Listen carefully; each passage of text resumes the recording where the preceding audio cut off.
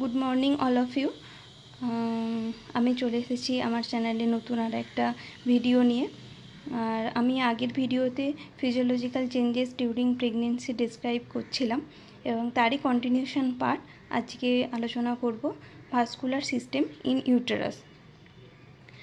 ইউটেরাসে আমরা দেখি নন প্রেগনেন্ট স্টেটে ব্লাড সাপ্লাই মেনলি ইউটেরাইন আর্টারির মাধ্যমেই হয়, ওভারিয়ান আর্টারির মাধ্যমে কম হয়।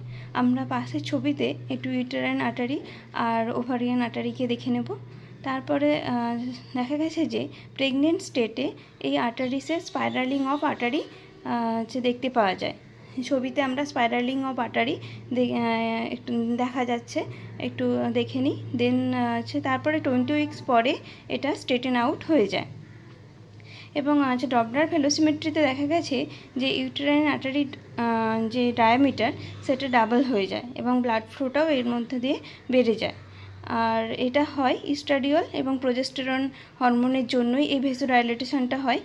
আর এই সময় ভেন্সগুলো ডাইলেটেড এবং ভালভলেস হয়ে যায়। এই চেঞ্জেসগুলো আমরা ইউটেরাসে দেখতে পাই। নেক্সট আমি ডিসকাস করব শেপ অফ ইউটেরাস। বিভিন্ন উইকসে ইউটেরাসের শেপটা ঠিক কীরকম হয় সেটা দেখে নেব।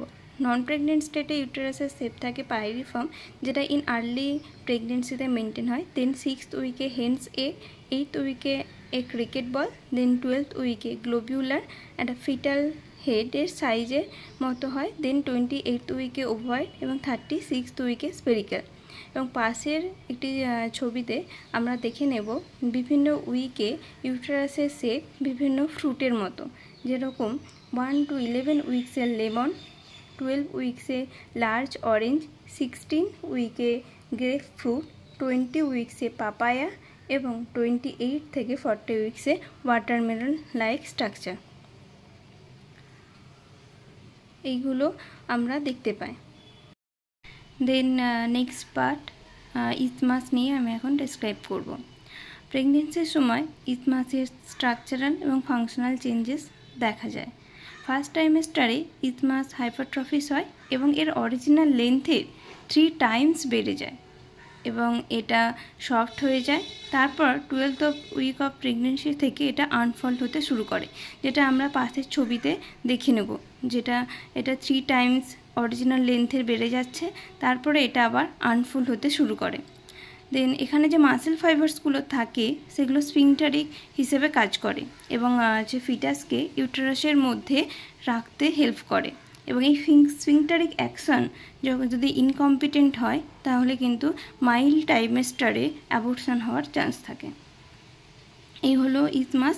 দেন আমরা পরের পার্ট সার্ভিক্স নিয়ে আলোচনা করব। সার্ভিক্স ইলাস্টিক এবং কানেকটিভ টিস্যু দিয়ে গঠিত, আর এটা হাইপারট্রফি এবং হাইপারপ্লেসিয়া হয়।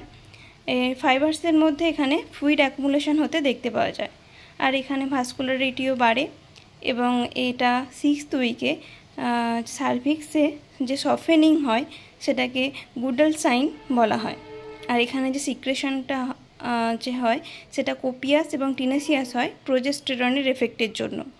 আর এই মিউকাসের মধ্যে ইমিউনোগ্লোবিউলিনস এবং সাইটোকাইন্স দেখতে পাওয়া যায় এবং এই মিউকাস একটা মিউকাস থিক প্লাগ ফর্ম করে, তাকে মিউকাস প্লাগ বলে।